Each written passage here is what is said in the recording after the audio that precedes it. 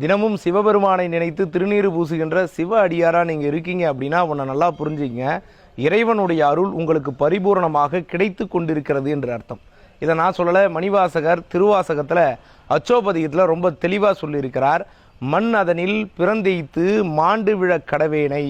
இந்த மண் உலகத்தில் நான் பிறந்து பயனில்லாமல் அழிய போகிறேன், ஆனால் எண்ணமிலா அன்பருளி என்னை ஆண்டிட்டு என் எண்ணத்தில் கூட நினைத்து பார்க்க முடியாத அளவிற்கு இறைவன் எனக்கு அருளை செய்து என்னையும், நல்லா புரிஞ்சுங்க, என்னையும்னு சொல்கிறார். என்னை ஒரு ஆளாக நினச்சி என்னையும் தன் சுண்ண வெந்நீர் அணிவித்து தூய் நெறியே சேரும் வண்ணம் அண்ணல் என கருளியவாறு யார் பெறுவார் அச்சோவே.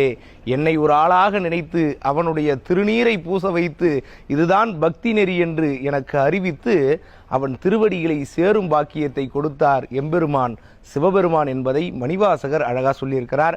அதில் ரொம்ப மகிழ்ச்சியாக திருநீரை பூசிக்கொண்டே இருங்கள். திருநீறு பூசினால் இறைவனுடைய அருள் உங்களுக்கு இருக்கிறது என்பதை மணிவாசகரே சொல்லியிருக்கிறார். திருநீறு பூசுவோம், மகிழ்ச்சியான சிவபெருமானோடு வாழ்கின்ற அற்புத வாழ்வை வாழ்வோம். நன்றி, வணக்கம்.